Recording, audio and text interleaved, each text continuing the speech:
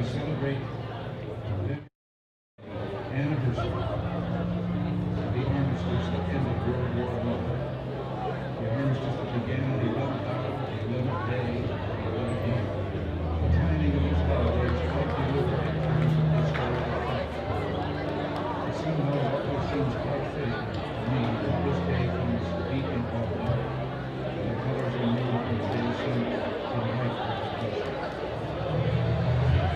It is, in a way, an unbelieving honor as a flag in defense of our country, in defense of us, in the loss of our world. The imagination plays a trick. We see these soldiers that are running us, old and wise, but those that were good on the ground, and they gave up 2 lives, the one never lived, and the one that lived lived. When they died, they gave up their chance to be husbands and fathers and grandfathers. They gave up their chance to be revered old men.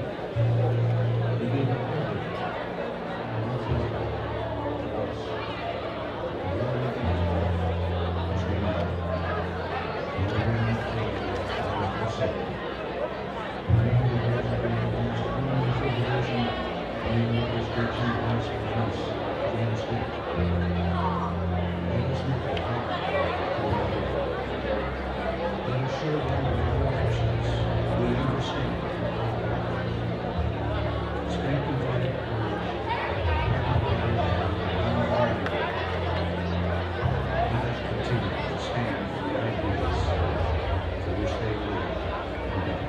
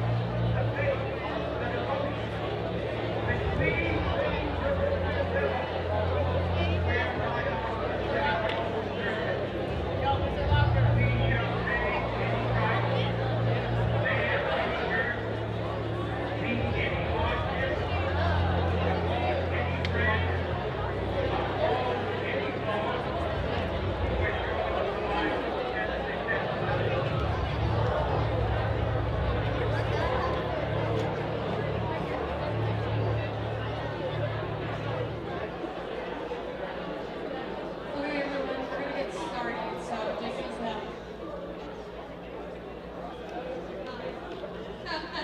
Great. Good morning, everyone, and welcome to our East Pennsboro Area High School Veterans Assembly. Today we gather as a school community to honor the men and women who have served and continue to serve in the United States Armed Forces. Veterans Day is a time to pause and reflect on the courage, sacrifice, and commitment of those who have worn our nation's uniform in defense of freedom. We're proud to welcome several special guests and veterans who have joined us this morning. Please join me in giving them a warm round of applause.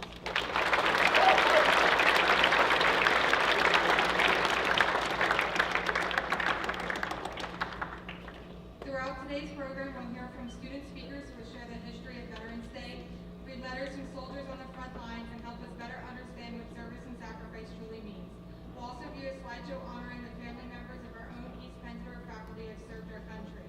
We're especially honored to welcome our keynote speaker, Colonel Terry Pesci, from the United States Army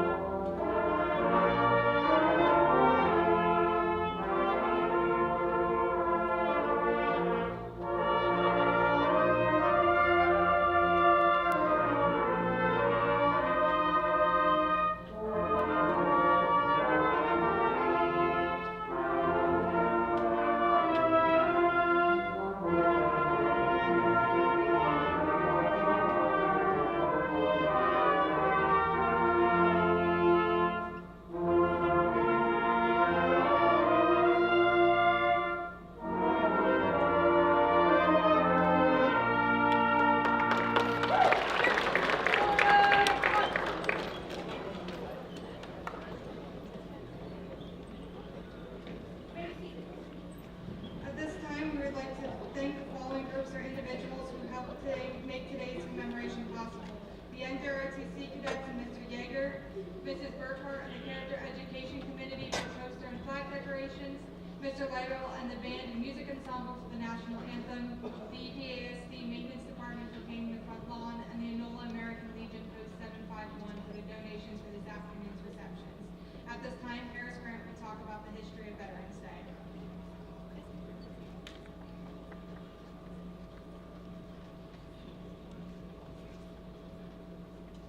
Veterans Day is not always a holiday.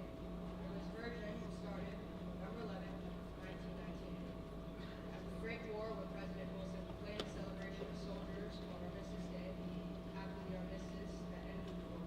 Quote, "To us in America, reflections or Armistice Day is filled with the soul of pride and heroism of those who died in service.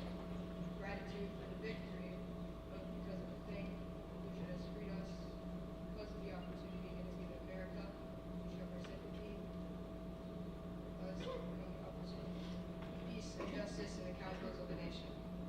Armistice Day was not officially a legal holiday until 1939, but was celebrated via parades and a brief business suspension, which started at 11 a.m. Unfortunately, war started up again in 1939, as a war that we never to. That Armistice Day could not be celebrated as Armistice, thus the name was replaced with Veterans Day. On the same date, November 11th, veterans from all wars and all sides celebrated every thank you for their service. As Dwight D. Eisenhower said, and I quote, "In order to ensure proper, widespread observance of this anniversary, all veterans organizations, and the entire citizenry wish to join hands in a common purpose.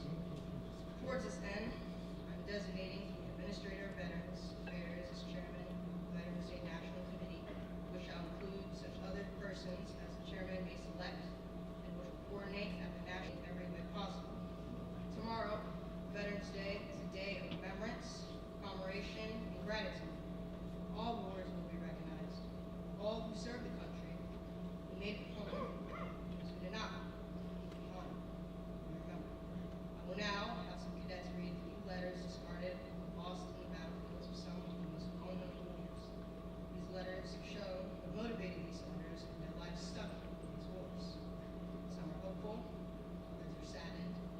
I ask each of those same open ears and minds. And now, Cynthia Gebhardt will read a letter of mine.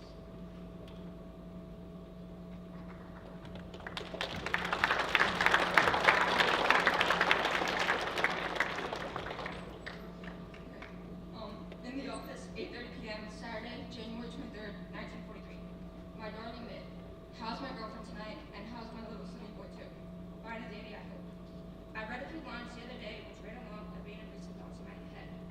I've been trying to wash from my mind the following: fear, worry, impatience, anger, intolerance, hate, selfishness, and doubt. And to substitute it in their place, courage, activity, tolerance, love, compassion, friendliness, generosity, and justice. I also learned from Atelier Compton and a few ideas of my own that to raise Curtis to be a great man, I must do certain things, and with your help, we shall do these things together for him. I've made a list of 10 things as follows. 1. Teach him to pray and worship God. 2.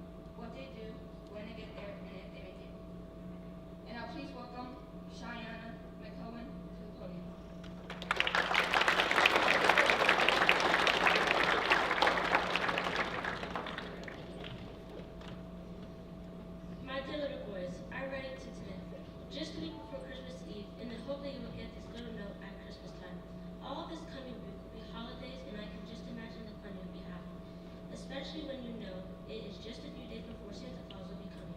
If it were possible, I would like to come down the chimney myself and crawl right into your stocking. Wouldn't that be a surprise? I would enjoy it even more than you. But since your dad is far away and Santa Claus has only reindeers that will fly through the air, I'm afraid we'll have to let Santa Claus use him. After all, he has so many places to go in such a short time. I won't be able to give you a Christmas present personally this year, but I do want you to know that I think of you all the time and feel very proud of the way you've been helping your mother while I'm gone. I know that it is only natural for young, healthy, and strong boys like you are to want to play and have fun all the time, but I do want you to think about helping Mommy, because it is so hard for her to do everything while I'm gone. I know that you would like to give me a Christmas present, so I will tell you what you can do, and this will be a Christmas present to me. Every day, ask Mommy if there are any errands you can go on for her, and when there are errands to run, say sure, Mommy, and give her a big smile. Then during the day, go up to your room and look around. If there are any toys scattered all around, or you left some of your clothes on the floor, pick them up. Also, when Mommy is busy trying to clean up the house, don't leave her by herself, but ask Mommy if you can help take care of your baby sister. If you will do these things for me, that would be the finest Christmas present that you could give me. Oh yes, and Cece, are you eating all your meals like a real man now?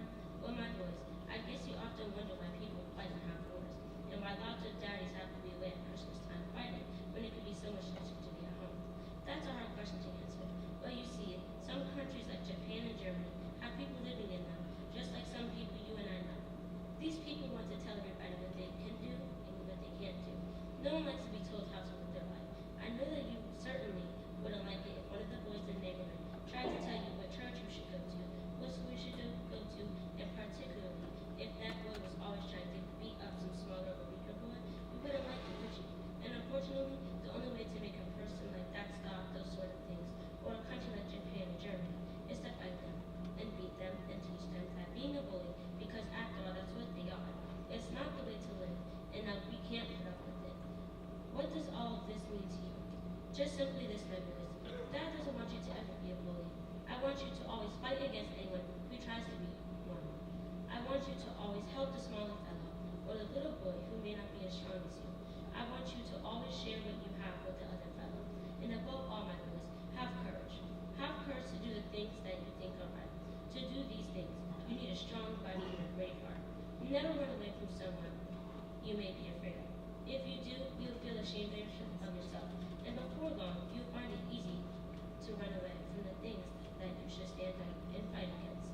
If you and lots of other boys try to do the things that Dad has been talking about in this letter, it may be that people will not have to fight wars in the years to come. And then all the daddies in the world will be home for Christmas. And that is where they belong. Perhaps some of the things I've been talking to you about, you don't quite understand.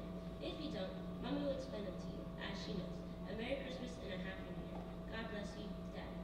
Despite being stuck at war, this father makes the time to be just that, teaching his children to be good people, help take care of their mother, help take care of the baby sister, and give them the knowledge of wars in a way that also works together. Skills of life is very noble.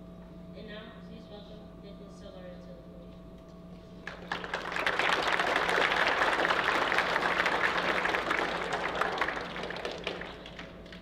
Fourth Fighter Group, England, July 9th, 1944. Dear Catherine, I know that I will be hearing from you and I have been waiting for your letter. I'm sorry to say that I haven't been looking forward to writing you as I intended to write a long while back. Amanda just a mere human being. Key, if I seem crude or impeccable, I'm sorry. You asked for whatever news I could tell you, and I'm afraid it's all bad. Condor is a strafing mission, and he went down on a German truck. He didn't pull up to me. His ship crashed and never got out of it. I'm sorry, Catherine, but I don't think it's wise to build up your hopes. I took care of all his belongings and anything else bears for me. The previous letter shows the hope in these soldiers and what they look forward to if they return home. But this shows a much darker thought process. This man had lost someone he seemed to be very close with, and he had to deliver that bad news. That's never easy. Not only that, but he didn't think he would make it out of there. So this letter was also goodbye. As you can tell from the apologies, he probably didn't make it either. These letters were found on different battlefields of different wars. None delivered. It's important that these are shared, both hopeful and hopeless ones, so people can have some understanding of the hardships soldiers have faced. Many veterans had survived these dark times. Someone was looking forward to going home. Some were looking forward to going home. Others thinking they would die where they fought. But many came back, stayed strong. So thank you again for the veterans and the soldiers serving today, who will be veterans themselves.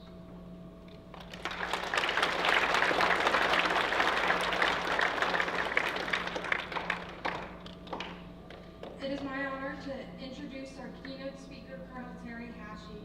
Colonel Hashey is currently attending the United States Army War College. Prior to his arrival at Carlisle Barracks, he served as the Florida Army National Guard State Surgeon and Florida Medical Readiness Detachment Commander. Previous assignments include Florida Army National Guard Assistant State Surgeon and State Flight Surgeon. Additional assignments include the 53rd IBCT Brigade Surgeon and 111th GSAT BN Flight Surgeon. Colonel Hashey's deployment include Task Force Talon Flight Surgeon, FOB Selmero, Afghanistan, Task Force Aviation Kuwait Flight Surgeon, Udara Airfield Kuwait, and Command Surgeon Camp Bonsall, Kosovo. Homeland activities include JTF-A Deputy Commander in support of COVID operations in Miami Beach, Florida, and their numerous hurricane and storm activations. Colonel Hashey is a fellow of the American Academy of Family Physicians. He completed his residency in family medicine at Mayo Clinic, Jacksonville. He earned his doctorate of osteopathic medicine from the University of North Essex Health Science Center and master's in health science education from the University of Florida. Colonel Hashey is a traditional guardsman. In his civilian capacity as president and medical director of the First Coast Family Medicine in Jacksonville, Florida. He holds academic appointments at the Mayo Clinic, Jacksonville, and Lake Erie College of Osteopathic Medicine. So please welcome to the podium Colonel Hashey.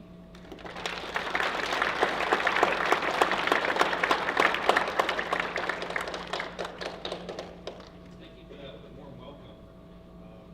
I don't know how I could follow what I just came across with these fine JROTC students. So I'm going to cheat a little bit and regather my thoughts. Can the speakers please stand? There's a tradition in the military where you get a challenge point, and it is scary standing up in front of a whole bunch of people, and it's scary standing up a whole bunch of front of people with a microphone. And I'm terrified right now, so you guys did a great job. So I'd like to give you the state service one.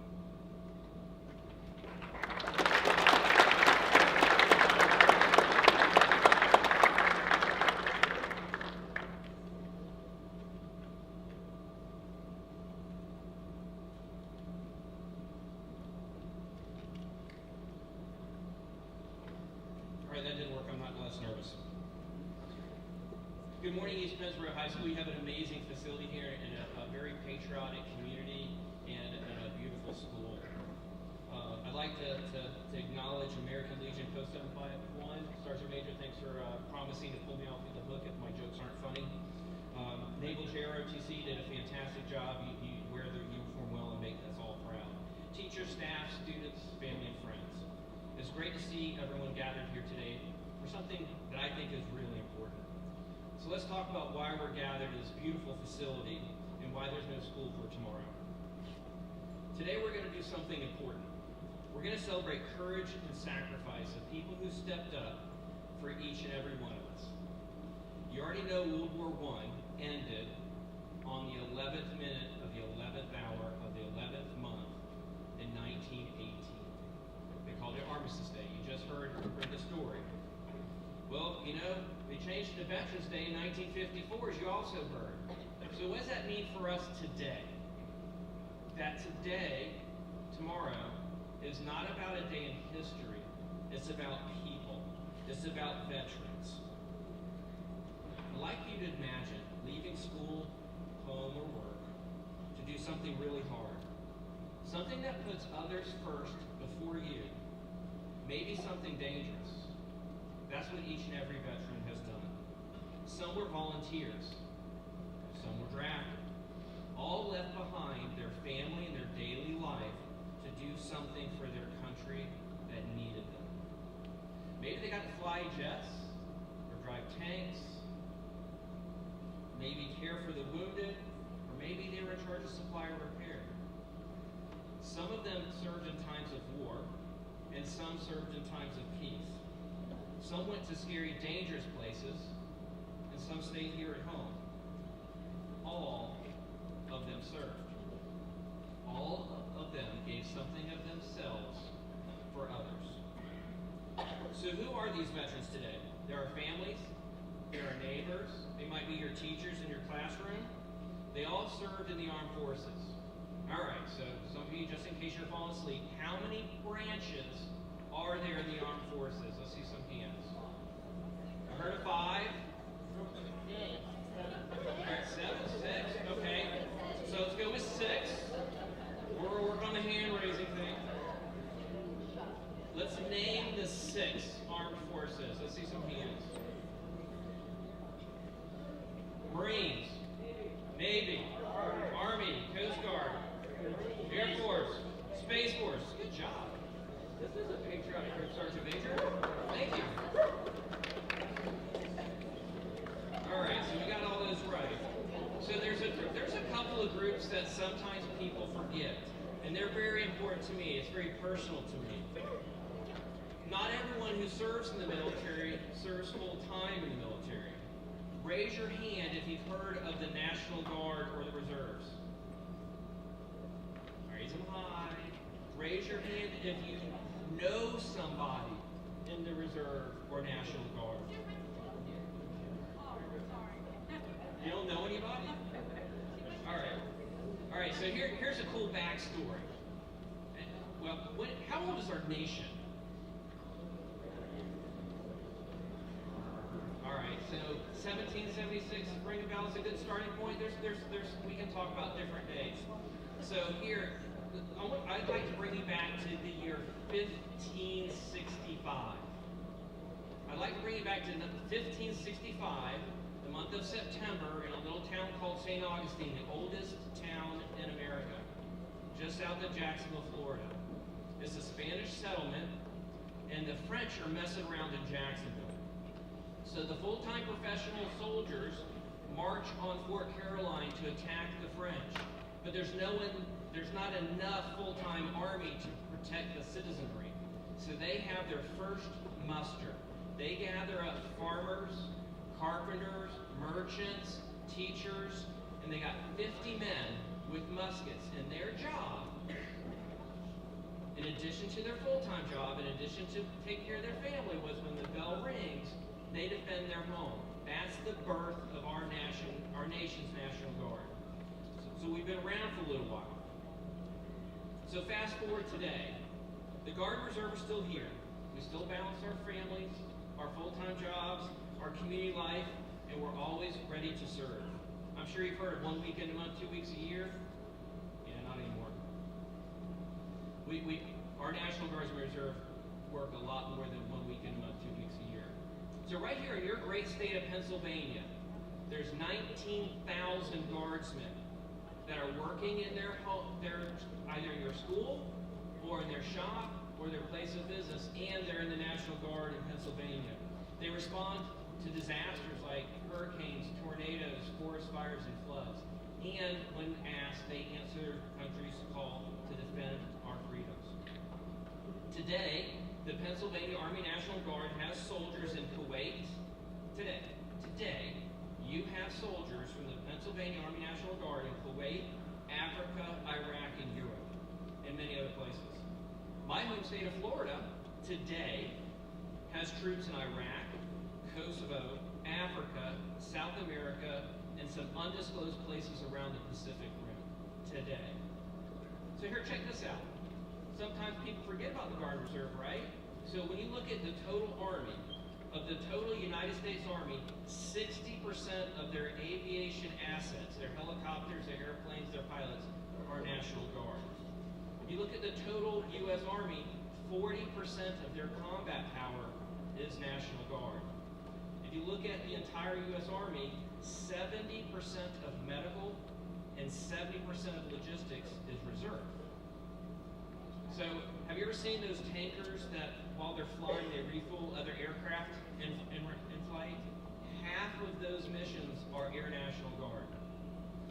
Today, 24 hours a day, 7 days a week, 365 days a year, there are men and women either flying overhead or 3 minutes away from launch with fighter aircraft to guard your airspace, to protect our nation. 100% of those missions are Air Guard. I think that's kind of cool. All right, so for me, I'm a family physician. I'm a guardsman, and I'm proud of it. As you heard, practice at home. Normally, when I'm not at work college, I see patients every day and I run the business and I try and be a good dad and a good husband and a Boy Scout leader. As you've heard, I've been overseas. And just like other Guard Reserve, I balance my job, my family, and I'm always ready to help my community whenever they need it. So, back to the big group. Veterans serve in many forms. Some serve for a few months, some serve for years, some for an entire career. Some work in dangerous places overseas, and some stay at home. United States. Every single veteran ensures you have safety and freedom. So how do you honor veterans? You know, you can start off by listening to the stories they tell. Like these amazing letters that you found in your reflections on those letters. If you see a man or woman with one of those hats that says Korea veteran, Vietnam veteran, Pearl Harbor veteran, shake their hand. Maybe they'll tell you a story. Maybe you'll learn something. Volunteer in your community and be a good citizen. If I've done something good today and you plan on thanking a veteran today, please raise your hand. No one's going to thank a veteran today? Oh, Bianchi, they fell asleep on me. Bravo, sir. All right, thank you. So every generation has its heroes. The next generations of veterans might just be sitting right here. So thank you for making Veterans Day something meaningful, and thank you for having me today. East Pennsboro, go make a difference.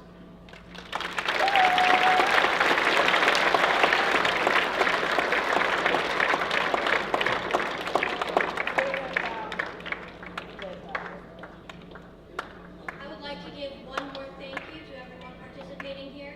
To the veterans, thank you so much for taking time out of your day to be here, and thank you for your service. To Colonel Hashi, thank you for also taking time out of your day to be here and sharing with us about the National Guard. Thank you, cadets, for representing your ROTC and being respectful. To speakers, thank you for sharing your letters, sharing the history. Thank you to Color Guard for representing the colors. Thank you, East Pennsboro staff and students, for being here today and being respectful as well. Make sure to thank your veterans for their service and have a wonderful day. You are